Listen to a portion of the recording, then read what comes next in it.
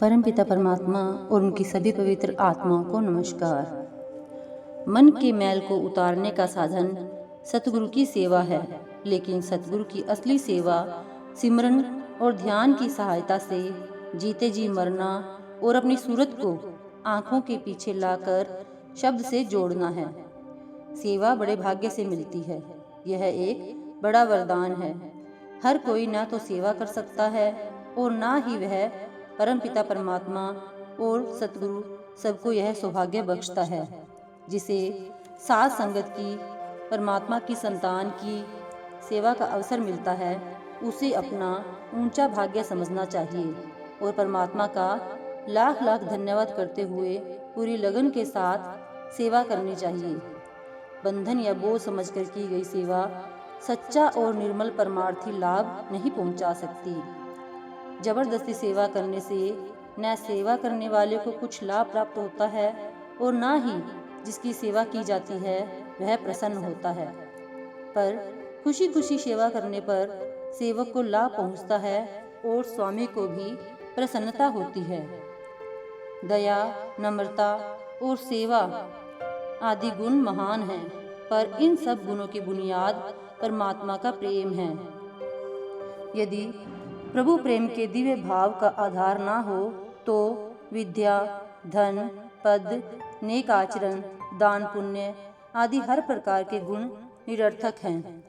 पूर्ण संतों की वाणी में परमात्मा से मिलाप के लिए आत्मा की जिस गहरी तड़प का, जिस मर्म स्पर्शी विरह का वर्णन है, वह जीवात्मा के अंदर जागृत हो चुकी प्रीति का सूचक है।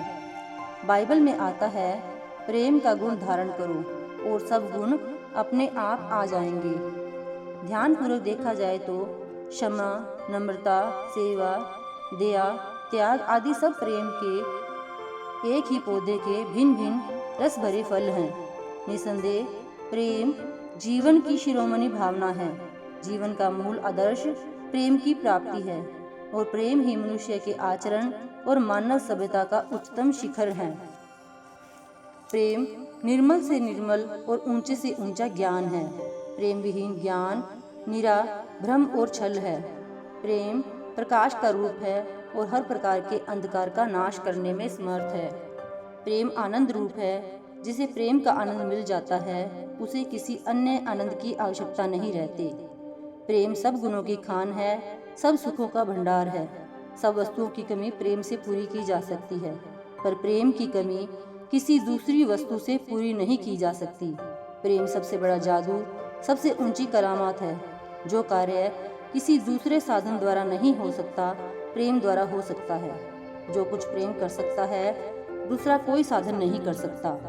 परमात्मा प्रेम का रूप है। परमात्मा की जाति पाति, रंग रूप, अस्तित्व और हस्ती प्रेम ही है। आत्मा परमात्मा का अंश है, इसलिए बीज रूप में आत्मा भी प्रेम का ही रूप है।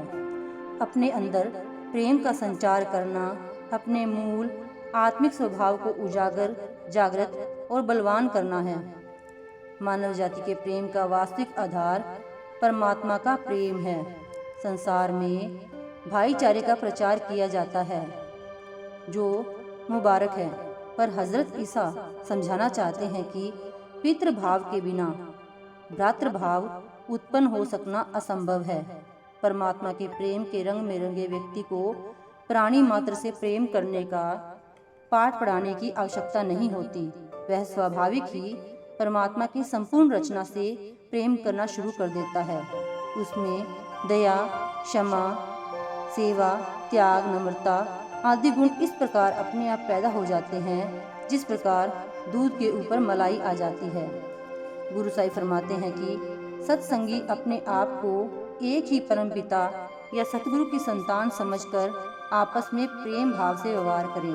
वे ईर्ष्या, घृणा, धोखा और शत्रुता का त्याग करके सेवा, क्षमा और दया के भाव के साथ परस्पर मिलजुल कर रहें। इससे न केवल सत्संग और संसार का वातावरण सुखमय और प्यारा हो जाएगा, बल्कि उनको सतगुरु और परमात्मा की खुशियाँ भी प्राप्त होंगी।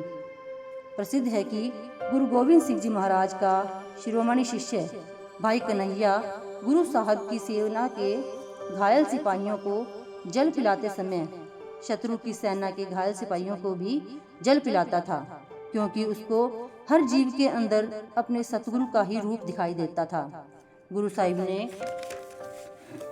उसके इस व्यवहार से खुश होकर उसे घायलों को जल पिलाने के साथ साथ उनके जख्मों पर मरहम लगाने का भी आदेश दिया।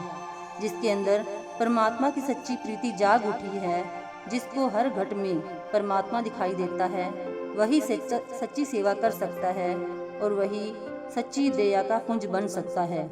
प्रेम विहीन दया, सेवा और नम्रता निर्जीव के समान है। सेवा, नम्रता और दया में धड़कन पैदा करने वाला, इनमें प्राणों का संचार करने वाला भाव प्रेम ही है। Thank you.